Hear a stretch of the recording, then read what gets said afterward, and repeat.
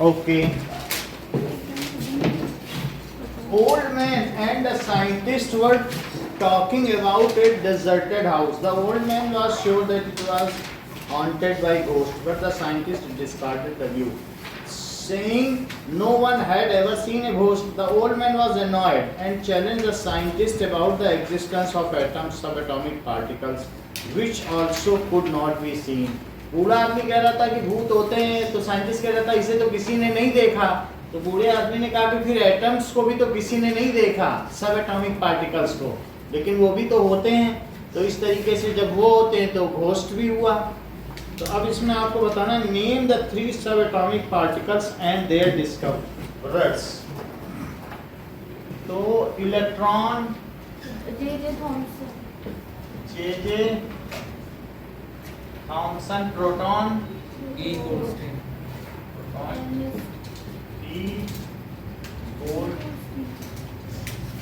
Ernest तो Rutherford के साथ आता है।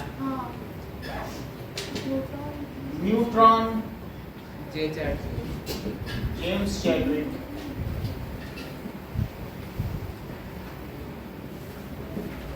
Now, whose viewpoint do you support and why? That is, I support viewpoint of scientist as atoms and subatomic particles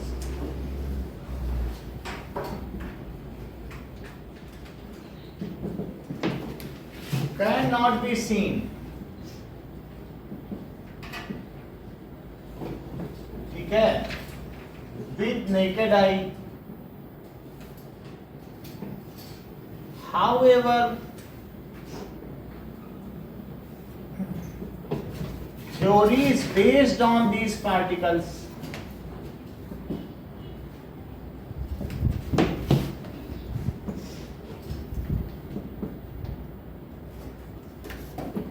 proved correct.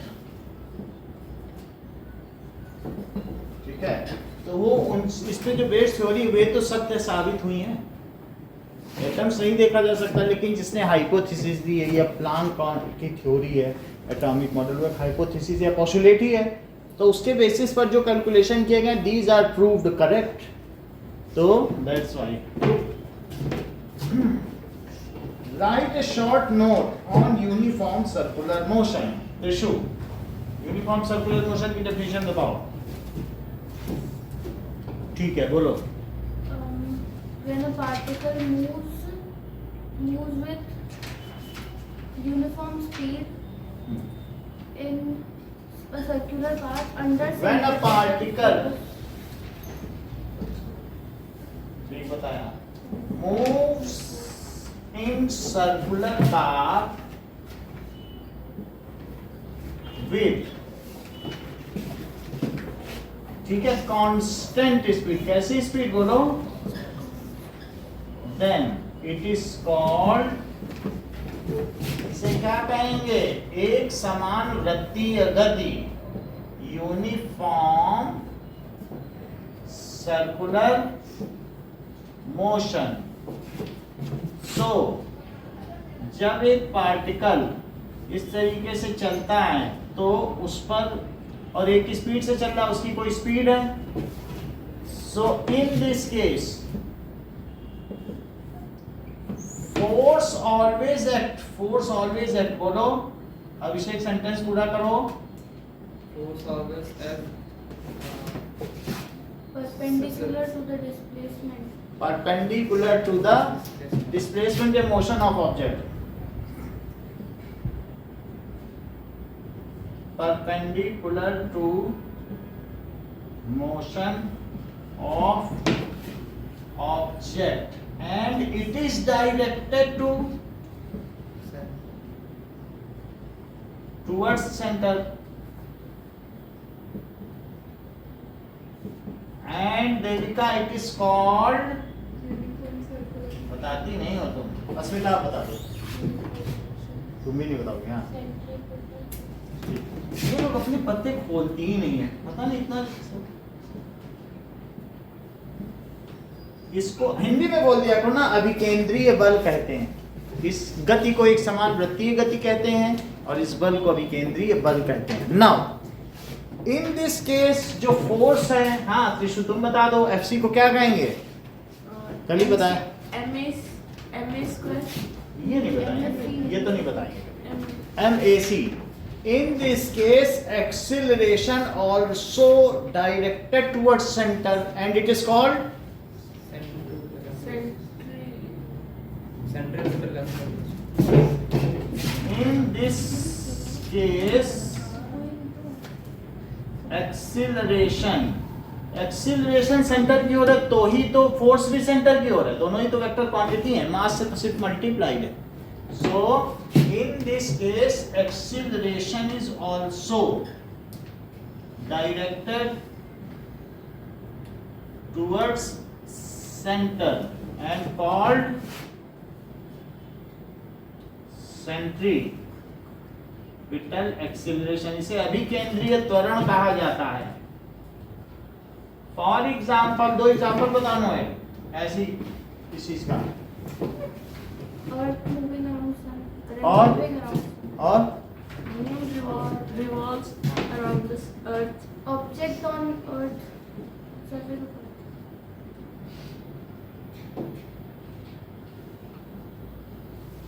और दूसरा देखो, आगे चल के तुम्हें पता चलेगा कि वास्तव में जब ये पास होती है ना अर्थ सन के, तो जब ये पेरीहीलियन की होती है तो तेज चलती, वास्तव में ये इलेक्ट्रिकल है।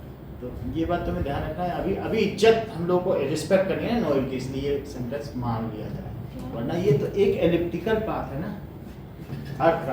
अर्थ और सन का अगली क्लास में पता चल जाएगा। ये इसके दो सेंटर हैं, यानी अगर दो कील हो और यहाँ पर एक धागा बांध दो, धागे पे पेन रखो, तो यहाँ से यहाँ तक धागा उधर जो ऐसा है अर्थ का मोशन अंडाकार, तो इसका जो ऑर्बिट है क्या वो सर्कुलर है? तो इस जब उसमें से किसी एक जगह पे कौन है बोलो? सन। तो जब अर्थ सन के पास होती है, तुमने ग्रेविटेशन चैप्टर तो पढ़ा है, तब उसे क्या कहते हैं? जब दूर होती है तब क्या कहते हैं बोलो? इसको फोकस कहते हैं। इसके दो फोकस है, तो एक फोकस पर सन है, ये बात तो बताएगी नहीं। तो जब पास होती है तब क्या कहते हैं, और जब दूर होती है तो एफहीलियन। और हीलियन किसको कहते हैं? बहुत अच्छा, तो दैट इज हीलियन। और इसको कहेंगे पेरीहीलियन। क्या कहेंगे? और इसको क्या कहेंगे बोलो? जब यहाँ पे अर्थ हो एफ हीलियन। तो बोलो अर्थ कब तेज चलती है? पेरीहीलियन वादी में। ठीक है, तो हम इसे यूनिफॉर्म सर्कुलर मोशन नहीं कह सकते, लेकिन फिर भी ये जो सर्कुलर पाथ है इसमें बहुत थोड़े का ही अंतर है। तो सेंटर यहाँ हुआ ना दोनों फोकस के मध्य में, तो अगर इसे 99 माना जाए तो ये 100, सिर्फ इतने का ही फर्क है। नियरली सर्कुलर, बहुत ज्यादा अंतर नहीं कि बिल्कुल ऐसा ही नहीं है, उतने ही रेशो का। समझ आ गई बात? नहीं, इसीलिए नोएल ने ये बात कही। तो दूसरा क्या इन्होंने बताया बोलो? Electron revolving around nucleus in circular orbit of Rutherford's model. Electron revolving around nucleus। बोलो बात समझ आ गई? अगला देखो। तो नोएल जियोसेंट्रिक मॉडल और हीलियोसेंट्रिक मॉडल से क्या समझती हो? बाइबल में जियोसेंट्रिक मॉडल दिया है, बोलो।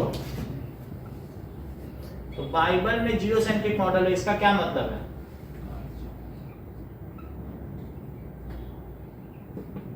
बताएं तो फिर आगे बढ़े, ऐसे चुपचाप बैठे रहने से क्या होगा? आप बोलिए सुहाना। करेक्ट, अच्छा जानते। सूर्य और चांद ये धरती के चक्कर लगाते हैं, इसको कहते हैं धरती केंद्र में है। ऐसा कुरान में भी है कि खुदा ने कालीन बिछाई, वही धरती और सूर्य चंद्र ऐसे चक्कर लगा और पहाड़ गाड़ दिए जिससे कि धरती बह ना जाए समुद्र में। ठीक है, तो ये जियोसेंट्रिक मॉडल है कि सन एंड अर्थ रिवॉल्व। इस चीज को अरिस्टोटल ने बताया था जाके राजा के सामने में, डियोनिजीस के सामने में। तो उन्होंने बोला अच्छा धरती चक्कर लगाएगी, बाइबल को खराब करो, काटो इसका सर, beheading। तो उन्होंने कहा हमसे गलती हो गई सर, ऐसा नहीं, उल्टा ही हमने बोल दिया, बच के निकल आया। और दूसरा हीलियोसेंट्रिक मॉडल का क्या मतलब है? जो अर्थ सन के अराउंड। तो हीलियोसेंट्रिक मॉडल है, और साइंस पे बेस्ड है, तो Helio centric model. Earth revolves around sun.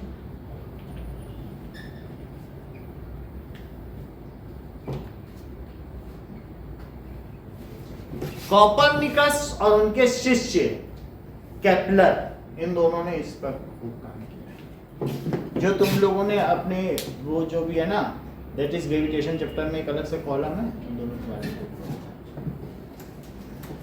अच्छा, केपलर बहुत तेज थे, तो कॉपरनिकस ने पूरी जिंदगी लगा दी है, वो एस्ट्रोलॉजी में थे, चांद तारों की गणना कर रहे थे। उन्होंने कहा हमारा सिद्धस्त तो हमसे ज्यादा तेज निकल आया है, हम हमारी सारी बातें फटाफट कर लेता है। बोले ठीक है, तुम मेरे साथ काम नहीं करोगे, जाओ तुम वहाँ पहाड़ों की गणना करो। उसको दूर भेज दिया जिससे कि ये नाम ना कर ले। और फिर जब ये इनके कॉपरनिकस की डेथ हो गई, तो फिर केपलर आए जब उनकी मृत्यु पर, तो उन्होंने सारे कागज, शिष्य लोग थे माल बटोर रहे थे, उन्होंने कागज बटोर दिए, उस कागज से फिर उनका नाम। तो 3 लॉज ऑफ केपलर आज उसको अगली क्लास में पढ़ोगे। आगे देखो, तो after all, train is traveling at a speed of 90 km per hour. Brakes are applied so that to produce a uniform retardation. तो अब उस पर एक ब्रेक लगाया गया और उसको रिटार्डेशन दिया गया। Now,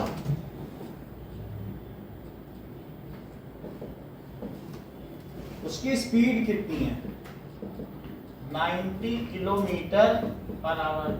तो जब इसमें 5/18 से मल्टीप्लाई करना, तुरंत मीटर पर सेकंड लिख देना। So during conversion of units, ठीक है, physical quantity, units are to be mentioned at both the places. During conversion of physical quantities, ठीक है, from one system to other system, units are to be mentioned at both the places. इस sentence को बोलो जरा। During conversion of unit, ठीक है, ठीक है, units are to be mentioned at both the places. सही है। तो अब हम इसमें करें 18 5 तो 25 मीटर पर सेकंड। बोलो एक्सीलरेशन कितने का लग रहा है, बताओ कितना? तो हम क्या लिखें ए की वैल्यू? तो a is equal to minus 0.5। Unit नहीं समझ पा रहे, यूनिट बताओ उसमें का।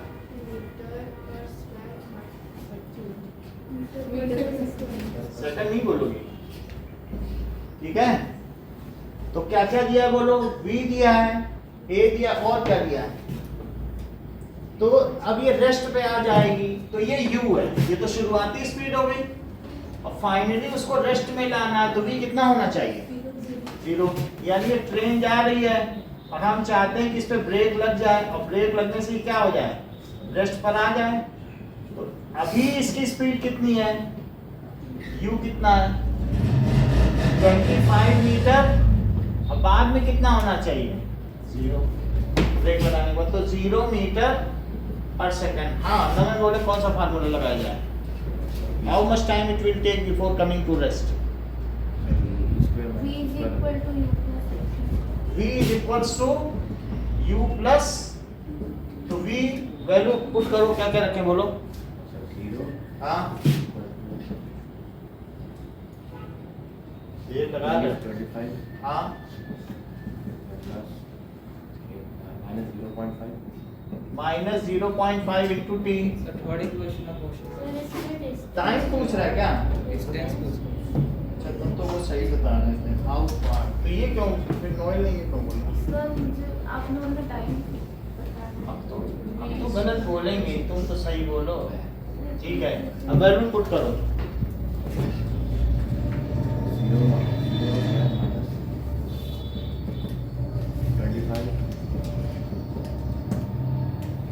minus 25 minus 0.5. 0.5 माइनस में रहेगा ना, -0.5 इंटू एस, ठीक है।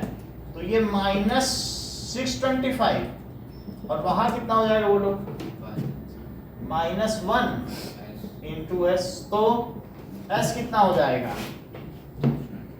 625 मीटर।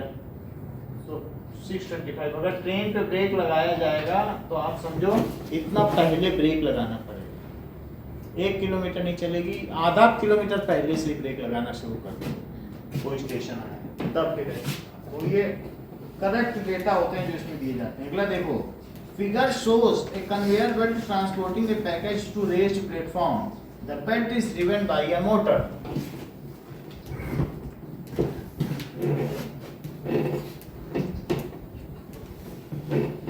ठीक है, तो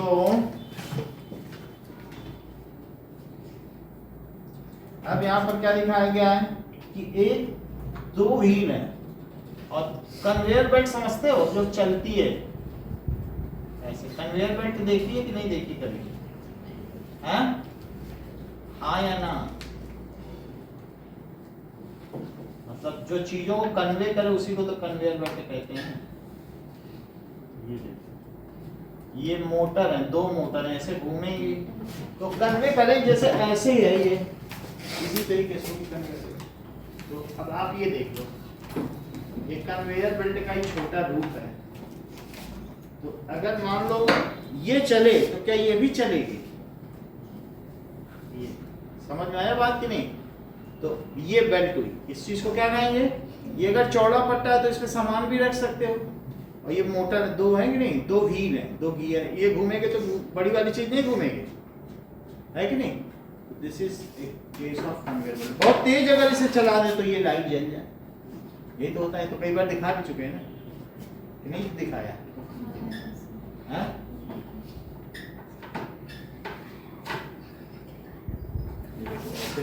इसको ऐसे चलाएंगे लाइट जल जाएगी, बैटरी उतर गई।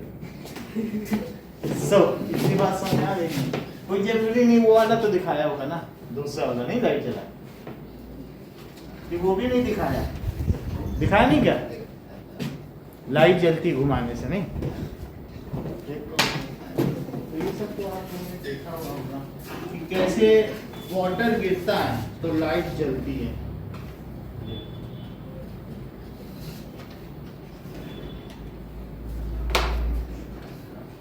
वही चीज, वो भी उसकी बेल्ट पुरानी हो, वो चलती नहीं है, जब ये चल जाती है ना। ये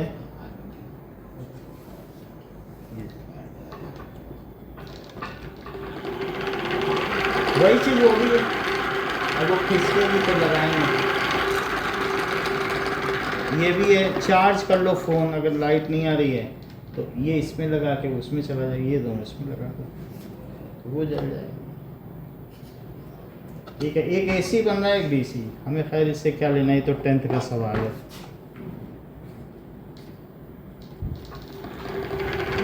सही है कि नहीं? चलो अब हम लोग कन्वेयर बेल्ट समझ में आ गई, इसमें है ना कन्वेयर बेल्ट, और इसी में सामान रखो तो चलेगा नहीं। बेल्ट बड़ी बड़ी फैक्ट्री में नहीं देखते हो, सामान आगे बढ़ता चला जाता है। तो अब आगे क्या कह रहा है बताओ, इसमें एक पैकेट रखा हुआ है, अब पैकेट मूव कर रहा है। कभी तुम इसमें नहीं गए हो, जैसे बड़े बड़े मॉल में, तो वहाँ तुमने सामान खरीदा, कन्वेयर बेल्ट पे डाल दिया, फिर नीचे नीचे ऊपर की मंजिल पे चला जाता है, वहाँ पार्सल होता नहीं कन्वेयर बेल्ट, और वहाँ से नीचे पहुँच जाएगा, कोई देने थोड़ी आता है। तुम वहाँ पे खरीदते हो, जैसे नेशनल हैंडलूम में चले जाओ तो कन्वेयर बेल्ट में वो रख देगा, वो चलती जाएगी, उसी में बहुत सारे टोकरी जैसे सिस्टम बना होगा, रख देगा, बिल्कुल नीचे पहुँच जाएगा, वहाँ से उठा लेगा। ऐसा समझ आई बात कि नहीं? तो अब इसमें क्या दिखाया जा रहा है, ये जो कन्वे करे उसका नाम क्या होगा? Conveyor belt. और फिर ये कन्वेयर बेल्ट है, यहाँ मोटर पर, ये मोटर इंस्टॉल्ड है। अब मान लीजिए ऊपर से नीचे भी जा सकता है, नीचे से भी ऊपर जा, तुम्हारा सामान नीचे आता है, जहाँ पर भी हो। मैंने तो इसको ऐसे आते हुए दिखाया, तो तुमने ऊपर की मंजिल पे गया तो जो भी है ऐसे ही ये भी दिखाना है। तो ये मोटर है और जमीन पे भी ये एक लेवल पर है। अब जरा देखो, तो this belt is known as conveyor belt. Question क्या कहा जा रहा है? State 3 types of energy other than gravitational potential energy into which the electrical energy supplied to the motor is converted. तो अब देखो, तुमने इस मोटर को घुमाया, तो मोटर के घूमने से क्या बेल्ट उसके ऊपर जो है वो घूमती जाएगी, तो वो जो तुमने इलेक्ट्रिकल एनर्जी दी है मोटर को ना, वो किस में कन्वर्ट हो रही है बोलो? काइनेटिक एनर्जी में, दैट इज काइनेटिक है, तो रोटेशनल एनर्जी में भी हो रही, रोटेशनल काइनेटिक एनर्जी में। और किस में कन्वर्ट हो रही? कह रहा अदर देन ग्रेविटेशनल पोटेंशियल, ऊपर जाएगा तो पोटेंशियल एनर्जी बदल जाएगी, तो किस में कन्वर्ट हो रही है? तो रोटेशनल काइनेटिक एनर्जी किसकी है बोलो? नहीं, मोटर की। कौन रोटेट कर रहा? बेल्ट रोटेट कर, बेल्ट भी रोटेट करे, एंड पे रोटेट कर रही है थोड़ा सा, वैसे तो सीधे चलती चली जा रही ना। तो क्या चीज रोटेट करी बोलो इलेक्ट्रिसिटी से? मोटर। और सेकंड ट्रांसलेशनल काइनेटिक एनर्जी किसकी है? हाँ, यीशु को याद करने वाले लोग बहुत हैं, हमको तो कोई नहीं याद कर रहा। तीसरी चीज क्या हो सकती है बोलो? और क्या हो सकता है? Heat energy. और क्या कह सकते हैं? नहीं sir, electric energy. Electric energy से तो पूछा, क्वेश्चन तुमने नहीं पढ़ा, मीनवाइल फोन आ गया था। हीट एनर्जी, ठीक है। अब आगे देखो, the mass of packet is 36 kg, calculate the increase in gravitational potential energy of packet. अगर ये 2.4 मीटर तक उठा दिया गया, मतलब इतना तो ये है ही, ये कितनी राइज की गई बोलो? 2.4 kg, 2.4 मीटर। और बोलो उसका मास कितना है? 36 kg का है क्या? 36 kg। तो देविका मुझे ये बताओ कि सेकंड क्वेश्चन में, ये तो फर्स्ट क्वेश्चन के 3 टाइप्स हो गए, अब सेकंड क्वेश्चन में मैं ग्रेविटेशनल पोटेंशियल एनर्जी के लिए क्या फार्मूला लगाऊं? बोलो, पूरा फार्मूला बताओ। हाँ, that is potential energy is equal to mgh। अब वैल्यू भी पुट करा दीजिए। 36 into 10 into 2.4, ठीक है, अब इसको मल्टीप्लाई करते हैं, 864, कितना? 854, 360 तो ऐसे ही हो जा रहा है, 720, 864 ही होगा। 864 यूनिट बताओ Asmita. The package is raised through a vertical height. अगर मान लीजिए सीधा इसको उठाना हो 4.4 सेकंड में, then power needed to raise the package. अब जरा देखो, कह रहा है कि मोटर ने काम किया, लेकिन हम इसे सीधा उठाना चाहें तो वर्क डन कितना हुआ? That is work done, it is equals to, देखो potential energy, energy is interconvertible. या तो तुम वर्क करके पोटेंशियल एनर्जी बदल दो, या पोटेंशियल एनर्जी से वर्क कर लो। One form of energy can be converted into other. ये तो बात सही कि नहीं? तो अब जैसे मोटर ने काम किया, उसमें पोटेंशियल एनर्जी आ गई। तो अब ये थर्ड में देखो, पावर क्या होता है? वर्क डन अपॉन टाइम, लेकिन वर्क डन ही पोटेंशियल एनर्जी है, क्योंकि वो उसमें बदल जाएगी। पोटेंशियल एनर्जी को क्या लिखेंगे बताओ? mg, वो सीधा उठाएगी ना, तो कितना हो जाएगा? mgh upon time. नोएल सारी वैल्यूज बताओ।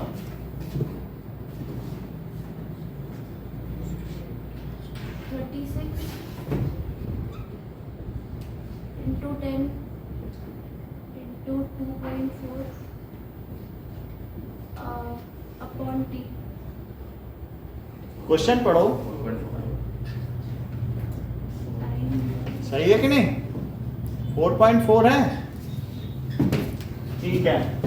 तो ये डेसिमल गया, 4 से कट करो, ये 11 हुआ, और ये कितना हुआ? 4 6 24। अब 11 से कुछ नहीं कटेगा, तो 36 360 इंटू 6 करके 11 से जरा डिवाइड करो, वैल्यू बताओ, वो वॉट में आएगी, मल्टीप्लाई करो। 2 1 2 0 2 1 6 36 216 2160 तो कितना आ जाएगा? वैल्यू बताइए, कैलकुलेट करते हैं।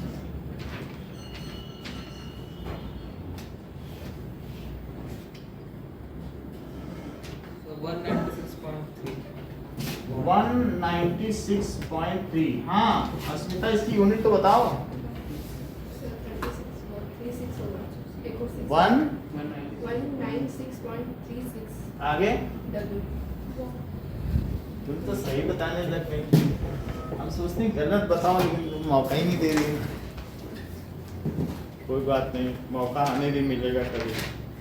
नाउ ठीक है, फोर्थ देखो, assume power available to raise package is constant, a package of mass, यानी power available to raise package, जो मोटर है वो बदल नहीं रही, एक ही स्पीड से चल रही है, ठीक है। Package of mass greater than 36 kg is raised to the same height, suggest explain the effect of increase in mass on the operation of weight. अगर तुम ज्यादा काम लोगे, उसकी तो पावर वही है, तो तुम्हें पावर क्या होता है बोलो? Power is equals to W by T, तो बोलो W क्या होगा?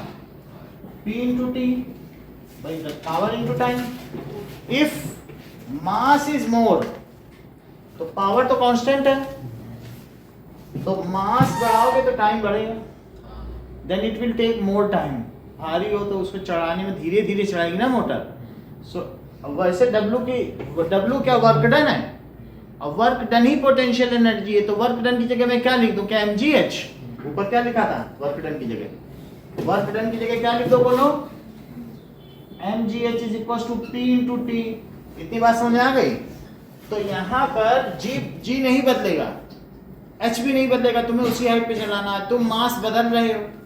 So if mass is increased then it will take more time because power is constant ना, लिखा नहीं है तो लिखो power is constant, so to raise heavier package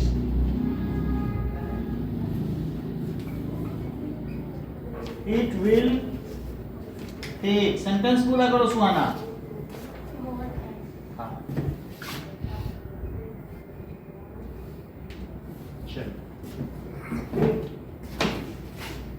अगला 31st क्वेश्चन,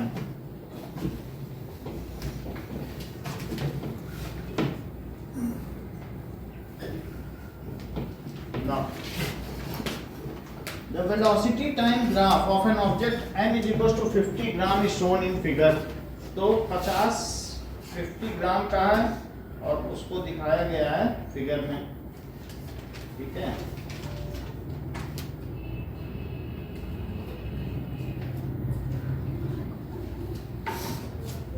देखिए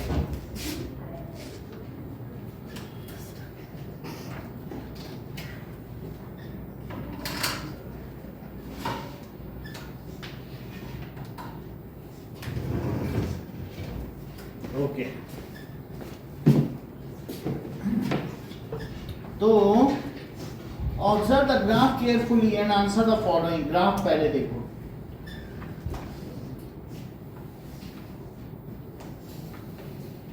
this is time, this is velocity, it is in meter per second में और टाइम सेकंड में, ठीक है। तो अब जरा देखें 3 सेकंड तक इसकी स्पीड क्या हुई है बोलो? 3 सेकंड तक बढ़ी है कि कांस्टेंट रही है?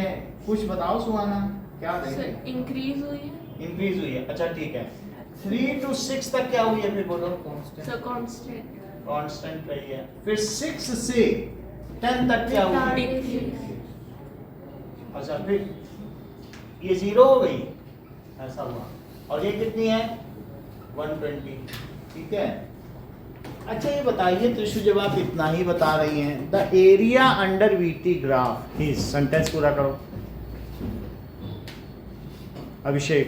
total distance per हाँ, सो इतनी बात समझ आ गई? एरिया अंडर वीटी ग्राफ क्या है? It is total distance travelled. तो कैलकुलेट द फोर्स, 50 ग्राम की कोई चीज है और ग्राफ को कैलकुलेट करना है और calculate the force on the object. तो अब ये मुझे बताओ कि फर्स्ट 0 से 3 सेकंड की बात हो रही है, तो क्या उत्कर्ष तुम मुझे ये बता दोगे कि 0 से 3 सेकंड में इसका एक्सीलरेशन कितना है? हाँ, फिर मैं फोर्स निकाल लूंगा। फोर्स पूछ रहा है 0 to 3 सेकंड में मुझे एक्सीलरेशन बता दो। एक्सीलरेशन का फार्मूला क्या होता है? V minus U. आप बोलो क्या क्या बोल बताएं। हैं? 40 मीटर पर सेकंड का सही बता रहे हैं। तो दैट इज v कितना हो गया? ये u है, ये v है 0 से 3 सेकंड में। तो 120 माइनस 0 बाई 3। 3. अच्छा, ऊपर क्या मीटर पर सेकंड है और नीचे सेकंड है 3 सेकंड, तो ये पर सेकंड भी ऊपर चला जाएगा, तो फिर बोलो क्या हो जाएगा? 40 मीटर। अब वो हमसे पूछ रहा है फोर्स। अस्मिता, मैं फोर्स कैसे निकालूं? m हाँ, F is equals to m a। m क्या रखूं? हमें पता नहीं। 50 अपॉन 1000। अब ये केजी में बदल गया और ये कितना रखा जाए? तो 40। ये बात हो गया। तो ये 2000 हो जाएगा क्या ऊपर और नीचे 1000। 2 0 ये 5 हो गया 20। तो कितने न्यूटन हो गया?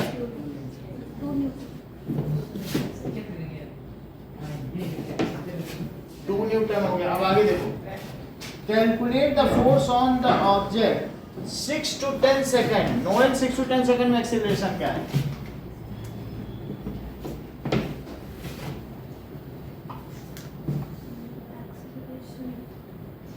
V minus U. वो सब ठीक है, बताओ। minus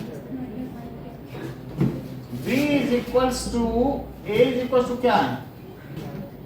V minus U upon T। Suhana value place करो। 120 minus 0 upon 4. पढ़ना नहीं है हमको, देविका आप बताओ जरा। 0. जब यहाँ से यहाँ तक है तो फाइनल तो 0 है ना, फाइनल 120 क्यों बोल रही है? और इनिशियल कितना है? यही है कि नहीं? ये U है, ये भी। इतनी बात समझ आ गई? अब जरा देखें, और टाइम कितना है? 4 सेकंड। ठीक है, तो कितना हो जाएगा? Minus 120 by 4, that is minus 30 metre per second square. तो इसमें F is equal to ma। तो अब फोर्स क्या हो गया? 50 बाई, और एक्सीलरेशन कितना है? Minus 30 metre per second square. फिर इसको भी केजी लिखो, जब एक जगह यूनिट लिखो फिर सब जगह भी लिखो। अब ये कितना हो जाएगा? 1500 और अपॉन 1000। टिशू ये मुझे बताओ ये कितना आएगा कटने के बाद? Minus 3/2 Newton. या फिर डेसिमल में? 1.5. ठीक है, सो माइनस 1.5 न्यूटन। अगला क्वेश्चन। आपके लेवल का क्वेश्चन ही नहीं है, आप बेकार ही मार्क्स उठा रहे हैं।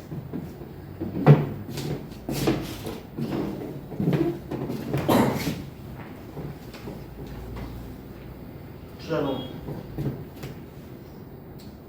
30 सेकंड क्वेश्चन देखो। this is the third one. एक और है।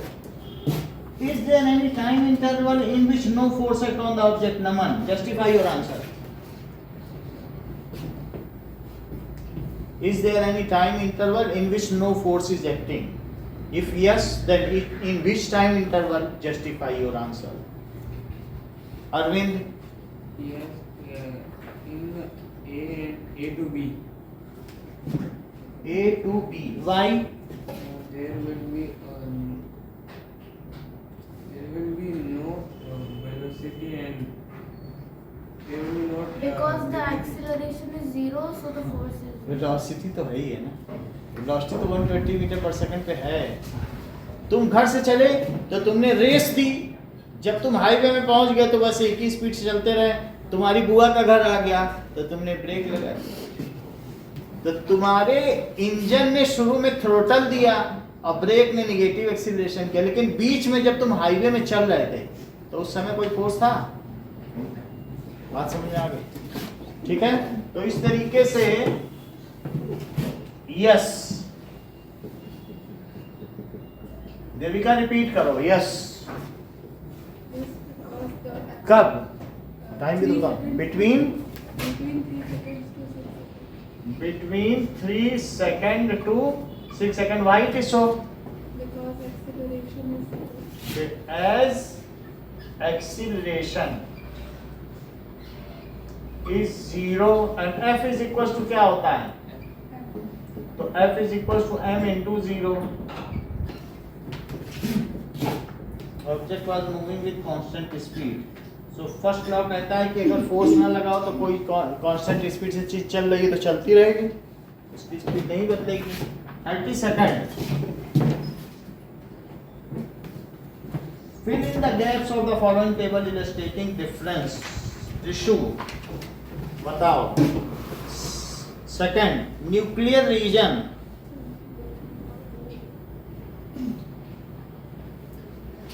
Arvind. Nuclear regions are not well defined, and it is not known as Nucleoid. Nucleoid. बोला करो। अच्छा, फोर्थ बताओ Arvind. membrane bound cell organelles are present. ठीक है, फिर न्यूक्लियोलस नमन किसे कहते हैं? बोलो। Nucleolus, the substance present inside. वो जो सेंटर में होता है। न्यूक्लियस के सेंटर में भी एक सेंटर है, वो तुमको दिखाया कि नहीं? न्यूक्लियस है उसमें, नहीं प्लांट सेल में, अंदर में छोटा सा और डार्क पोर्शन है। हर न्यूक्लियस में एक न्यूक्लियोलस होता है। न्यूक्लियोलस में क्या बनता है?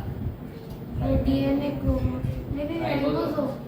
उसमें से देखा नहीं था येलो कलर के निकलना, वीडियो कई बार दिखाया है। न्यूक्लियस के अंदर न्यूक्लियोलस, और न्यूक्लियोलस में क्या बनता है कि नहीं? याद आ रहा है?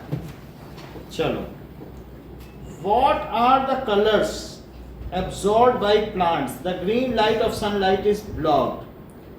How will the photo synthesis be affected? बताओ, पौधे हरे क्यों दिखते हैं? मतलब वो जैसे एक पौधा हरा है तो इसका मतलब है उस पौधे ने कौन सा कलर एब्जॉर्ब किया? बताओ बताओ। ये सही बता नहीं, कह रही सारे एब्जॉर्ब कर लिया, ग्रीन लौटा दिया, इसीलिए हरा दिख रहा है। अब नोएल की बात भी तो सुनो, समझ नहीं पा रही नोएल की बात, ये टेक्निकली बात कर रही हैं। ये देखो, सन से सारी लाइट आई और ये तुम्हारी आईज है, तो बताओ जो सन से इस पे लाइट पड़ी तो उसने तुम्हारे पास कौन सी भेजी? और सन से तो ऑल कलर्स आ गए, तो विद ग्योर आया कि नहीं इसके पास? तो बोलो उसने कौन सा कलर एब्जॉर्ब किया? Other than green, all colours are absorb. अगर तुमने यहाँ ग्रीन फिल्टर लगा दिया है, इसका मतलब है ग्रीन कलर नहीं जा पाएगा उसके पास।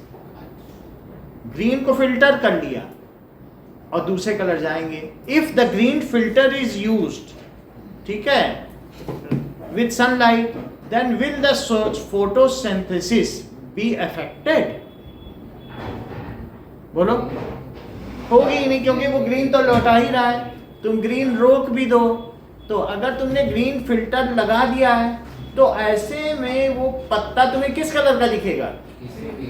बोलो, काला, ब्लैक, क्योंकि तुम्हारे पास कुछ पहुंचेगा ही नहीं, तो तुम्हें वो ब्लैक दिखेगा कि नहीं? तो हम क्या लिखते हैं? What are the colors absorbed by leaf other than green? All colors are absorbed by plant. Other than green, all colors are absorbed by plant. If green filter is used, if green, नमक sentence पूरा करो.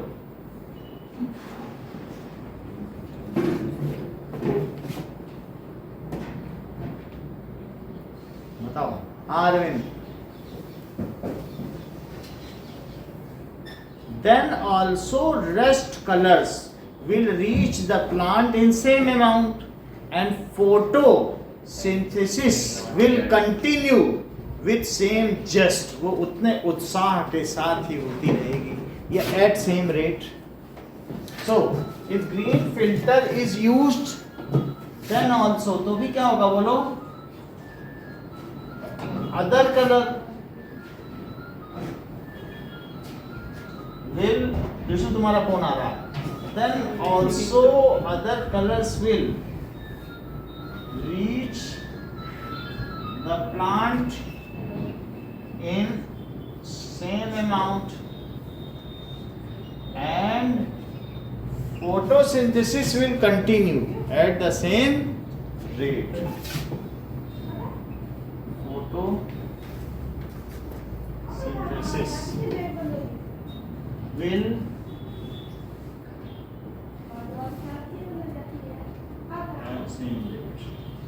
चलो अगला question.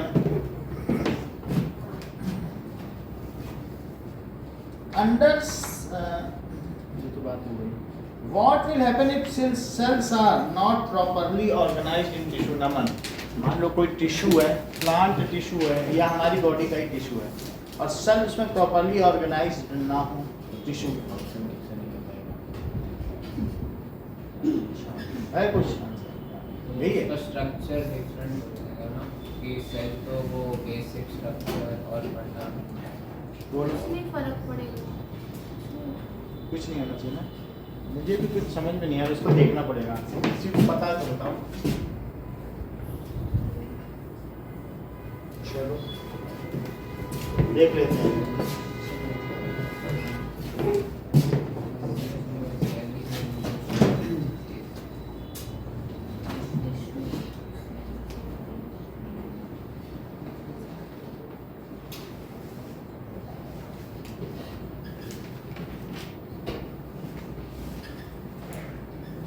What will happen if cells are not organized within a tissue? क्या होगा? So if cells are not organized in a tissue, the bodily process will be disorganized and there will be no coordination in working of the part of the body. The body will be unable to even perform the basic functions. तो ऐसा लिखा है कि अगर sales organise नहीं हुए tissue में, उनको ऑर्गेनाइज रहना होगा. डिफरेंट सेल्स जैसे तुमने एपिथेलियल में देखा था, सबके बेसल न्यूक्लियाई थे, तो सब एक तरीके से ऑर्गेनाइजेशन है कि नहीं. एपिथेलियल में भी कितने ऑर्गेनाइजेशन है. बेसल न्यूक्लियाई होता है, सीलिया निकले हुए नहीं होते, ऊपर फिंगर लाइक विलीज होते हैं या क्यूबॉइडल स्ट्रक्चर होता है. अगर वे इधर उधर हो जाएंगे तो क्या वो बिखर नहीं जाएगी बॉडी, वो पैकिंग ही नहीं हो पाएगी. तो इस तरीके से if cells are not organised in a tissue तो क्या होगा, the even basic function, body structure ही बिखर जाएगा. तुम्हारे कह दो ये सारे सेल को बोलो तुम घूमो फिरो, तो क्या हाथी की चीज सब बाहर नहीं आ जाएगी अगर वे घूमने फिरने में तो वो फिर स्लाइम माउल टाइप होगा, जैसे इतना इतना ऐसे खींचो नहीं. So if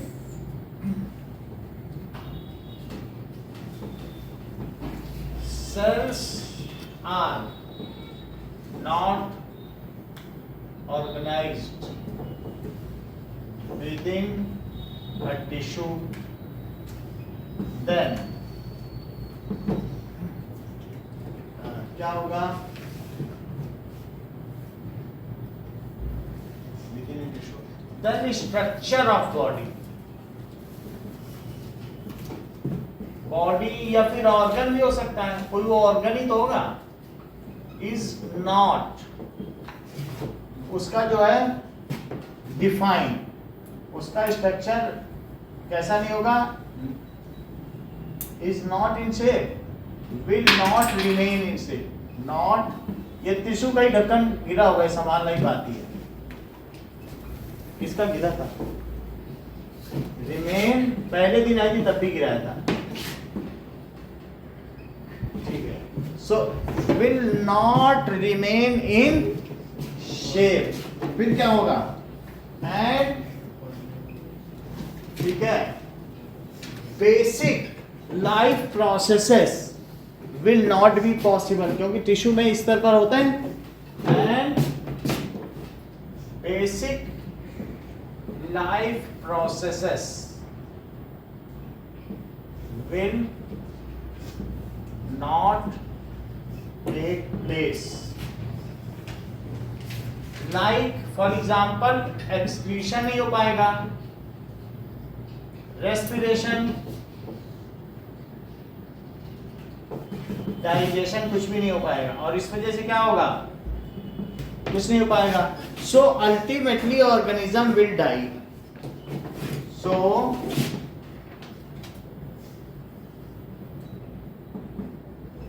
will die. अगला क्वेश्चन देखो, under certain circumstances squamous epithelium is known as stratified squamous epithelial tissue. Under what condition squamous epithelial is known as stratified squamous epithelium? बोलो सुहाना। When there are layers of Yes, if squamous epithelial tissues are piled up, या multi-layered, सही है। ऐसा कोई तुम stratified squamous epithelial tissue हमारी body में कहाँ है?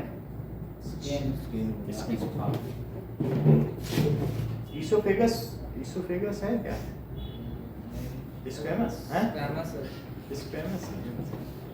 तो ना देखो, और जबकि स्ट्रेटिफाइड में ऊपर वाली सेल वो डेथ डाइड होती है, तुम देख लेना बुक में बना, ऊपर में न्यूक्लियस नहीं दिखाएंगे, नहीं, तो इस तरीके से if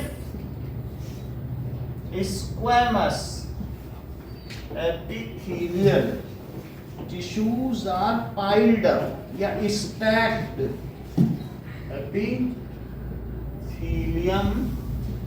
tissue are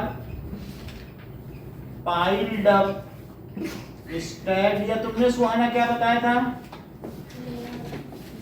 multi layered ना, multi layered, then it is called, sentence पूरा करिए नोए, stratified squamous epithelium. stratified squamous layer tissue, example है skin। ये हमको क्या करती है स्ट्रेटिफाइड स्क्वैमस epithelium? Protective है। प्रोटेक्टिव और मैकेनिकल जर्क से भी बचाती है, सीधा जर्क नहीं लगता कहीं पर भी लगे, तो it protects us from mechanical jerk, protect को करती है। Internal organ। ये बहुत अच्छा बताने, it is impermeable to water, and दूसरी चीज एयर, इन सब से ये इम्परमिएबल है ना, ये अपारगम्य है, it is impermeable to water and air. इसके अलावा it gives us cushioning effect,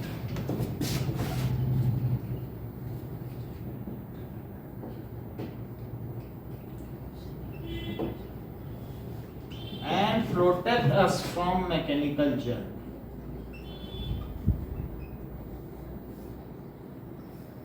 क्या ये हमारा इम्यून सिस्टम भी बढ़ाती है, बाहर से किसी बैक्टीरिया का अटैक नहीं हो पाता।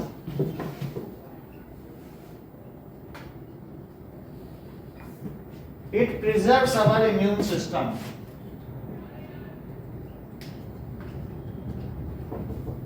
from pathogens. ये रोग कारक कीटाणुओं से हमारी रक्षा करती है। Now section D 34। Weight of any person on moon is about 1/6 that on earth. He can lift a mass of 15 kg on earth. What will be the maximum mass which can be lifted? तो weight on moon is, formula बताओ Devika.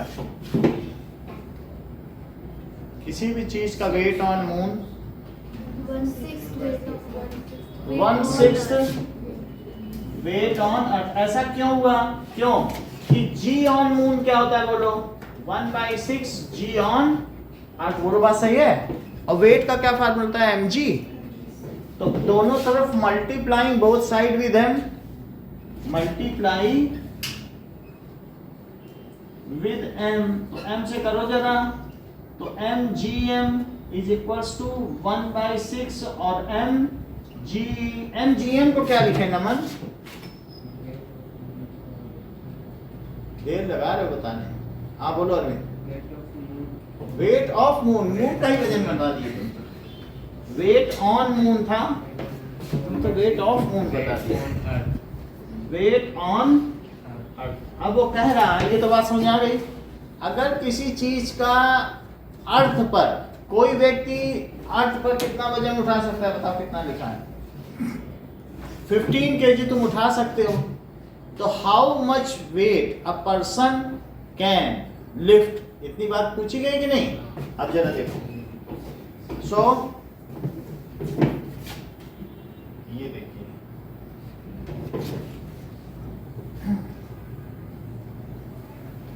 If a person lifts 15 kg weight, ये देखो, ये और ये हाथ में ये 15 kg वेट इसने उठा लिया है, तो इसने ऊपर की ओर कितना फोर्स लगाया होगा? क्योंकि 15 kg वेट अर्थ पे उठा रहा है ना, तो नीचे की ओर उसका तो वेट एक्ट कर रहा है। वेट ऑन अर्थ को क्या लिखोगे? क्या mg? तो कितना उसने 15 kg उठाया होगा? ये 9.8 है क्या? सही है। तो अपवर्ड फोर्स लगाएगा तभी तो उसे उठा पाएगा। तो इसको मल्टीप्लाई करो जरा कि उसने कितना, तो इट इज फोर्स अप्लाइड। तो अपवर्ड उसने फोर्स अप्लाई किया और नीचे वेट था तो उसने उठा लिया। बोलो कितना आएगा? 147 न्यूटन का उसने। So man applies 147 Newton wait. Man applies 147 Newton wait. अब ऑन मून जरा देखो,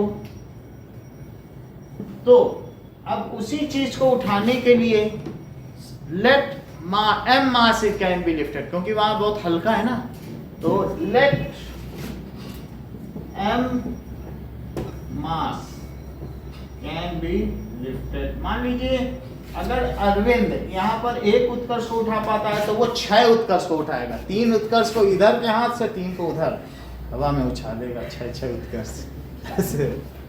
ठीक है कि नहीं? तो m mass can be lifted, तो आप m ना लिखो, कैपिटल M या m डैश लिखो। इतना मास लिफ्ट किया गया, तो बताओ वहां पर फोर्स तो उसका वही रहेगा ना, वो जो फोर्स लगा रहा है, लेकिन वेट ऑन मून है, तो force is equals to the, it is opposite to weight. Weight on moon force किसके इक्वल हो जाएगा? Weight lifted on moon. जैसे यहाँ वेट लिफ्टेड नहीं है, तो वहां भी तो वेट लिफ्ट करेगा। वेट लिफ्टेड ऑन मून, तो वेट क्या वहां पर mg होगा, लेकिन वो मास कैपिटल M हो जाएगा।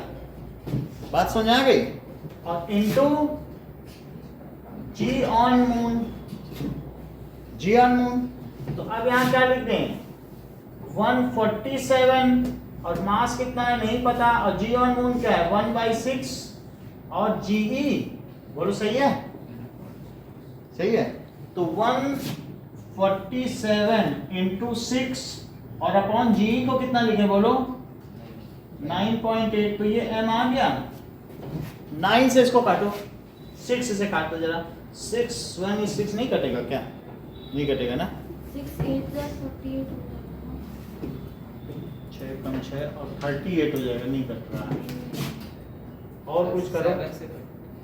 7 से कट रहा है, काटो 7 से काटो। 7 2 जा 14, 7 और 7 1 जा 7 और 7 4 जा 28, फिर 7 से काटो तो 7 3 जा 21 और 0.2, तो बोलो n कितना हो गया 30/2। ऐसा हुआ क्या? जी ऊपर आ गया, फोर्स वही लगा दिया। कुछ 15 किलो। ऐसा क्यों हुआ? उसने इतना फोर्स लगाया, क्या उसी फोर्स से? हाँ, फोर्स तो वही रह गया। तो जी ऑन मोन 147 इंटू 6 कटा नहीं है ना, 6 तो मतलब कटा नहीं है, जैसे ये 6 रह गया ना, तो 6 भी रखो ना, इंटू 6 तो कितना हो जाएगा बोलो? 180. तो that means m is equal to 90। इतना करने की जरूरत नहीं है, आप सिंपली लिख दीजिए कि वहां if that is gravitational acceleration is 1/6 so he can lift 6 times of weight. लेकिन ये मैंने तुमको करने का तरीका बताया कि ऐसे भी किया जा सकता है। हम पहले फोर्स निकाल लें और सिंपली भी लिख सकते हो कि कैसे। देखो कि ये तो बात हो गई, ये एक तरीका हो गया कि कैसे किया जाए। अब देखो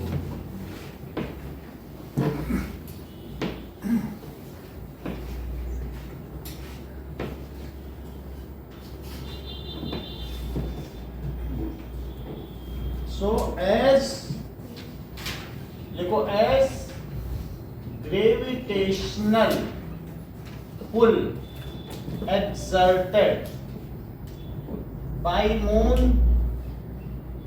is 1/6 in comparison to earth,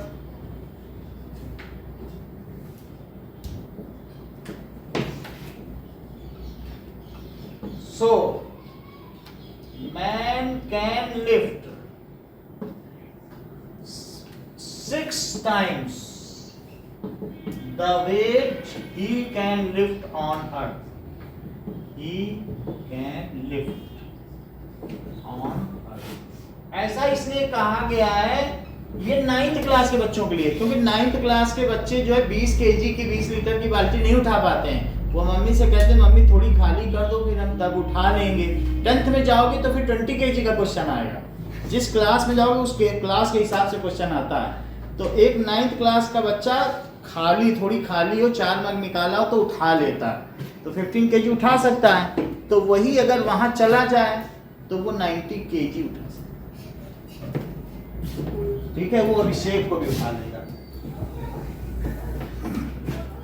अब आगे देखो, ठीक है। नाउ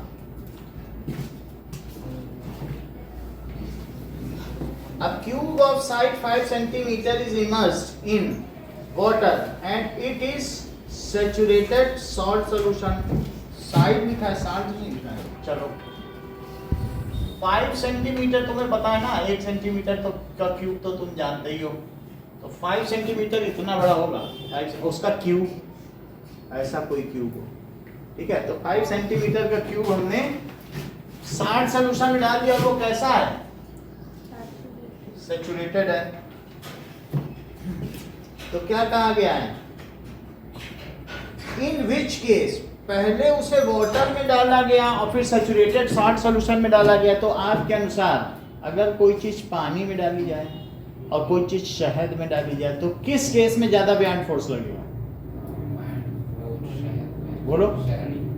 तो जो चीज ज्यादा डेंसर होगी उसमें ज्यादा बयान फोर्स लगेगा। तुमको मालूम है कि अगर तुमने एक आयरन नट पानी में डाल दिया लोहे का, और उसको जब तुम उसमें डालोगे मरकरी में, तो क्या तैरेगा? बोलो। हाँ, क्योंकि मरकरी ज्यादा भारी है। मरकरी 13.6 टाइम डेंसर है, आयरन 5.8 टाइम्स है, तो वो लोहा तैरता है मरकरी, समझ आया? तो उसको ब्योंसी ज्यादा मिल रही है, वो उसके वेट को काउंटर कर ले रहा है। सो अगर हमने क्यूब को डाला है वाटर में और उसी को डाला है सैचुरेटेड साल्ट सोल्यूशन में, तो किसमें बेयरंट फोर्स ज़्यादा लगेगा? Salt and water. Salt, saturated salt solution, because it is having more density. तो सबसे बड़ी चीज क्या है कि अब इसका रीजन पूछ रहा है, इन if each side of cube is reduced to 4 centimeter and then immersed in water, what will be the effect on the beyond force? दो अलग अलग चीजें बताई गई हैं। देखो, एक है कि ये पानी में डूब गया है, सबमर्ज है, ये पूरी तरीके से नीचे भी बैठ सकता है। सबमर्ज तो तब होगा जब दोनों की डेंसिटी इक्विवेलेंट हो, तो पूरा डूब जाएगा और कहीं ना कहीं तैरता रहेगा। It is floating with submerged. एक दूसरी चीज होती है it is partially immersed and float, दो अलग अलग चीजें हैं। जैसे अगर ग्लिसरीन के बर्तन में ग्लास डाल दो, ग्लिसरीन होता है जो हम लोग छाले वाले में लगाते हैं ना, ग्लिसरीन हमने दिखाया भी है, थिकर लिक्विड है, नहीं लोग ब्यूटी प्रोडक्ट की तरह इसमें ग्लास डाल दो तो सबमर्ज रहता है, ये ग्लिसरीन है। तो ग्लिसरीन में अगर ग्लास डाल दिया जाए, ये ग्लिसरीन स्वीट होता है, ठीक है कि नहीं, तो ग्लिसरीन में तो इसमें कोई भी चीज अगर ग्लास डाल दो तो बीच में रहेगा। एक होता है पार्शियली इमर्स, ये देखो ये क्या है कि कोई चीज पूरा ना जाए, और ये पार्शियली इमर्स जैसे बर्फ नहीं डूबी रहती है। और एक होता है कि settle down at bottom, completely immersed, ये दैट इज सबमर्ज्ड। ये फ्लोट है, फ्लोट विथ। अब जरा एक चीज देख लो, दो चीज आ रही ना, इनका मतलब हम समझ लेते हैं। इमर्ज्ड और सबमर्ज्ड का मतलब देख लो, तो फिर ये चीज यहाँ क्लियर हो जाए। Difference between immersed and submerged.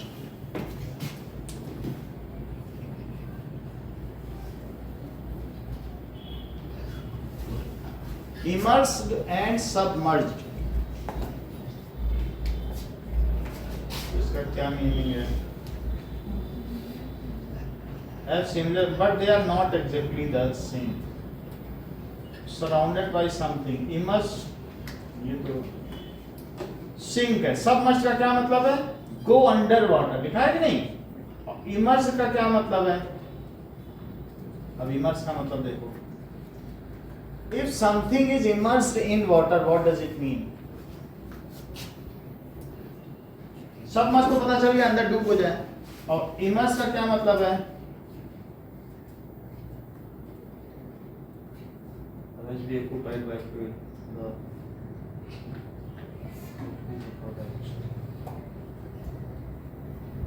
ठीक है, दो अलग अलग चीजें। इमर्स का मतलब है कि completely, here immerse means completely और partially submerged in water. Immerse का मतलब है कंप्लीटली सबमर्ज्ड इन वाटर और पार्शियली। कोई भी चीज पानी में डाली जाए तो उसको इमर्स कहते हैं। If something is put in water it is called immersed.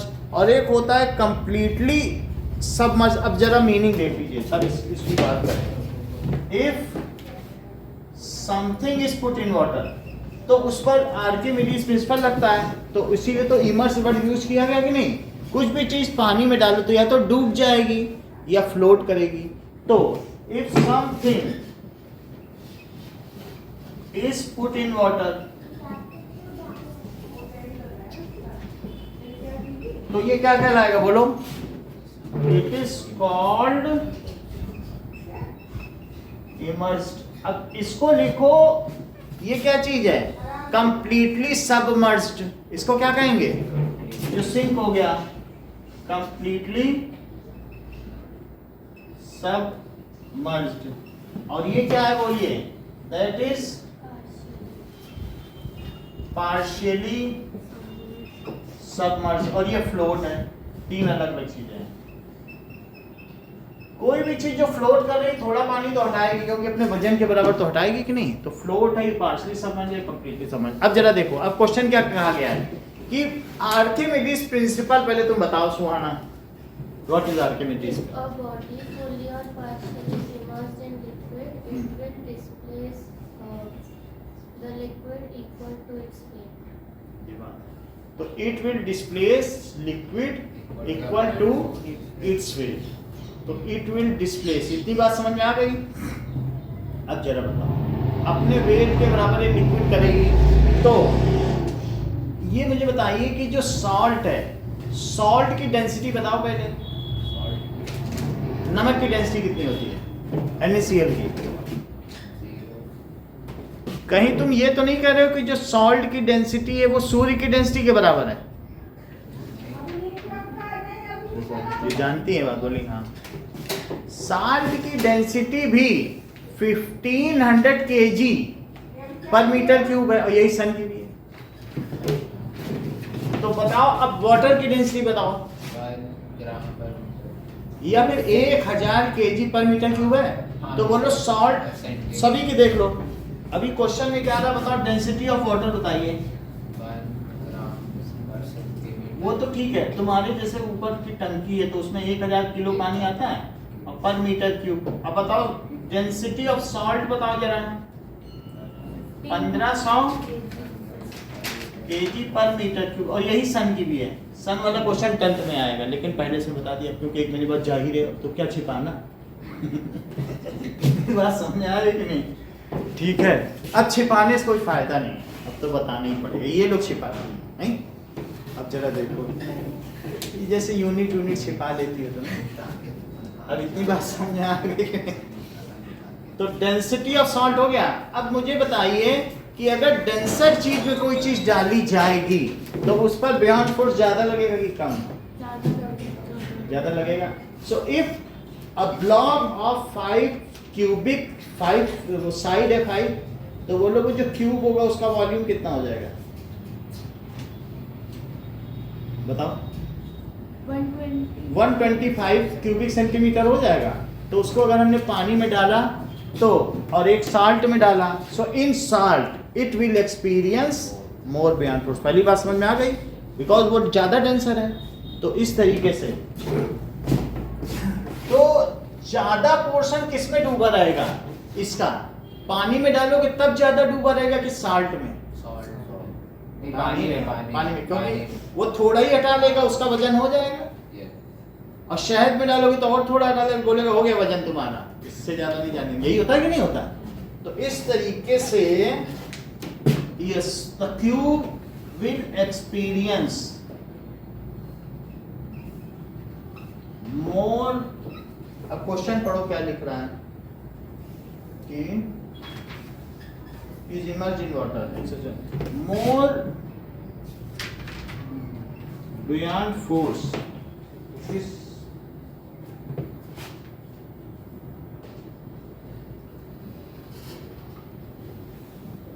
in saturated salt solution. अगला क्वेश्चन क्या कह रहा है? नाउ अगर इसकी साइड हमने 4 सेंटीमीटर कर दी और तब वाटर में डुबोया, what will be effect on the beyond force experienced by Q as in the first case? अच्छा बताओ, beyond force कितना लगता है किसी भी चीज पे? बोलो। जितना इसका वेट हो, तो जो इसका वेट होगा अगर उतना ही beyond force लगेगा तभी तो तैरेगा। ये दोनों फोर्स एक दूसरे को बैलेंस कर देंगे। अगर ऐसे में तुम छोटा क्यूब डालोगे तो उस पर beyond force कम लगेगा कि ज्यादा? क्यों कम लगेगा? क्योंकि इसका वेट कम है। कम, तो वेट ही कम होगा तो अपर, क्योंकि दोनों को बैलेंस करना है ना, यही तो बैलेंस फोर्स की कंडीशन है। As the size of cube is reduced so its weight will be proportionally reduced, hence the buoyant force will also be proportionally. बोलो बात समझ आ गई कि नहीं? इस चीज को लिख रहे हैं। So on reducing the size its weight will reduce. So अब जरा देखो, under floating condition, तो जो FB होता है क्या वह उसके वेट के बराबर होता है? ऑब्जेक्ट का वेट स्मॉल w लिखा जाता है कि नहीं? तो FB किसके इक्वल होता है? क्या mg के इक्वल होता है? सो इफ इट्स, ठीक है, और मास किसके बराबर होता है बताओ? सही बता दिया, हर चीज वॉल्यूम इनटू डेंसिटी। और वॉल्यूम किसका इक्वल होता है? क्या साइड का क्यूब? भाई क्यूब है कि नहीं, तो वॉल्यूम किसका इक्वल होगा? साइड क्यूब और इनटू डेंसिटी इनटू, तो क्या वो जो तुमने डाइस है, बड़ी सी डाइस ले रखी हो, बड़ी सी, तो उसका डेंसिटी बदलेगी क्या? छोटा कर दोगे? नहीं बदलेगी ना, ना ग्रेविटी बदलेगी, है तो वही चीज से तुमने काट दिया है 1 सेंटीमीटर। तो अगर तुमने साइड क्यूब है तो ये नहीं बदला, ये नहीं बदला, लेकिन तुमने छोटा कर दिया। If side is reduced then F B will be proportionally reduced, क्योंकि ये दोनों तो इक्वल है ना। So if side is reduced तो क्या होगा बोलो? इट्स वेट, नमन सेंटेंस पूरा करिए। विल बी डिक्रीज, ठीक है, विल डिक्रीज, और फिर उससे क्या होगा? सो लेस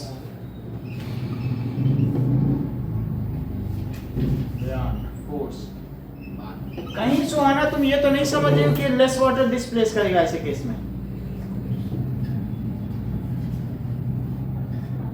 हाँ, कम वेट रहेगा तो कम वाटर डिस्प्लेस करेगा। सो लेस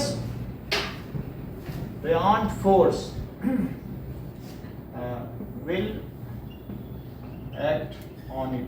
देविका, किस केस में कोई ऑब्जेक्ट अपने वजन से कम वाटर डिस्प्लेस करता है? मतलब what is the case when an object displaces less liquid than its weight? अपने वजन से कम लिक्विड वो डिस्प्लेस कब करेगा? बोलो। जब सॉल्वेंट की डेंसिटी ज्यादा नहीं, मैं तो नहीं। सही बता रहे हैं, जब वो भारी चीज जो सिंक करेगी, बहुत भारी चीज लो, हाय 2 किलो का और 200 ग्राम पानी निकालो, उससे तो डूबना ही है, तो ऐसे केस में वो अपने वॉल्यूम के बराबर ही कर पाएगा।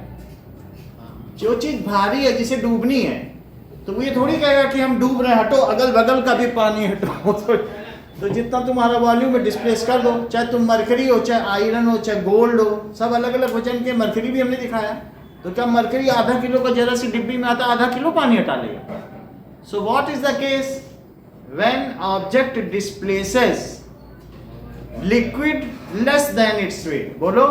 When it is completely submerged, या फिर जैसा नोएल ने बताया, if it is more denser than the liquid, क्योंकि उन्होंने एक टेक्निकल वर्ड भी बोल दिया था, सॉल्वेंट, उसी से आप समझ लो चीजों को, ठीक है कि नहीं? तो व्हेन, सेंटेंस पूरा करो, फिर से बताओ। व्हेन एन ऑब्जेक्ट डिस्प्लेसेस, पहले क्वेश्चन हमने क्या किया वो बताओ जरा, फिर आंसर देना। When an object displaces less water than its weight. Less water या लेस लिक्विड देन इट्स, अब इसका आंसर दो। The object will displace less water than its weight when it is heavier than the density of liquid. सही, if it is heavier या more denser than water, नहीं, more denser। अब जरा देखो, ठीक है, सेकंड क्वेश्चन देखिए।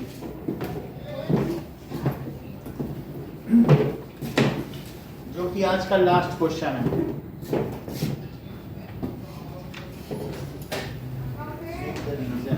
सेकंड,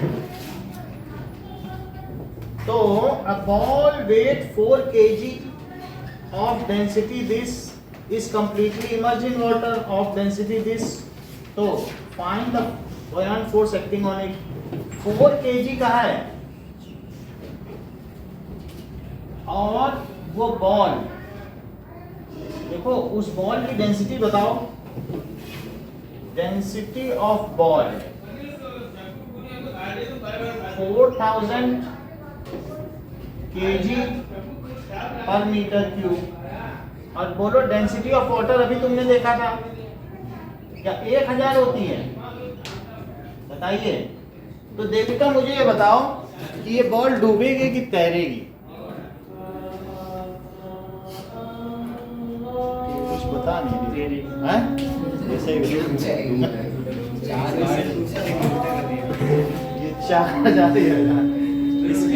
भारी है ना, तो as it is denser, ball is denser, तो इसके भविष्य में डूबना लिखा है। So as ball is denser than water, so it will sink। अच्छा, अब ये बताओ, find the force, buoyant force acting on it। तो 4 kg की है, 4 kg की है, तो अब ये कितना वाटर डिस्प्लेस करेगी बताओ? इसे डूब जाना है, सारी तरह डूब गई है ball. It will displace water, इस सेंटेंस को कंप्लीट करो, ये डूब गई। Equal to volume, equal to volume, सिर्फ वॉल्यूम, क्योंकि कोई सोने की भी हो सकती है, कोई लेड की भी हो सकती है, तो वो सब वॉल्यूम के ही बराबर करेंगी। अच्छा, अब हम इसका वॉल्यूम निकालें, तब तो पता चले कि क्या बियॉन्ड फोर्स होगा, ऐसा तो नहीं बताया जा सकता। तो लेट अस फाइंड आउट। तो तुमको ये बात पता है कितने केजी की है, तो मास क्या होता है बोलो?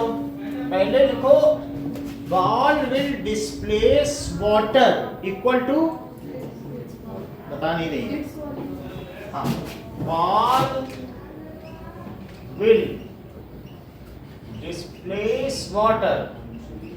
जब चीज भारी होती है ना, तो इक्वल टू इट्स वेट थोड़ी ना होता है। कोई चीज बहुत भारी है, पीतल के भी हमने आपको पेंडुलम दिखाए हैं, स्टील के भी दिखाए कि नहीं, इक्वल टू इट्स वॉल्यूम। तो बोलो मास किस चीज के इक्वल होता है? Mass of ball. तो मास ऑफ बॉल क्या होगा बोलो? मास का फार्मूला बताइए। तो वॉल्यूम इनटू डेंसिटी। इतनी बात समझ आ गई? मास कितना है बॉल का? 4 kg। वॉल्यूम नहीं पता, डेंसिटी बताओ तो इसको क्या लिखें? 4000 kg मीटर। ठीक है, तो 4000 kg पर मीटर। और ये क्या है बोलो? 4 kg से kg कट गया, तो बताओ वॉल्यूम क्या हो गया? 1000 मीटर क्यूब। ये हर चीज जानती हैं, ये 0.001। दैट इज वॉल्यूम हो गया कितने मीटर क्यूब? ठीक है, तो 10 to the power -3 metre cube हो गया कि नहीं? ठीक है, तो अब ये कितना पानी हटाएगी? ये इस बॉल का वॉल्यूम है 10 to the power, so it will displace water equal to its volume। तो अब इस वॉल्यूम का वाटर कितना होगा वो भी देखना होगा कि mass of water displaced. So mass of water displaced कितना होगा?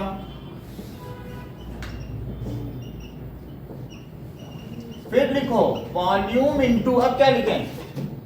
वॉल्यूम इससे ले लो बॉल का, और डेंसिटी किसकी ले लो? वाटर की। तो पानी का वजन निकल जाएगा, इतना पानी का वजन कितना होता है। तो डेंसिटी किसकी लोगे? जो चीज हटी उसी के तो लोगे, नहीं समझ आएगा? तो इस तरीके से volume into density of water. हाँ बताइए क्या क्या लिखे Noel? 10 to the power 9। 10 to the power -3 into 10 to the power 3 kg पर मीटर क्यूब।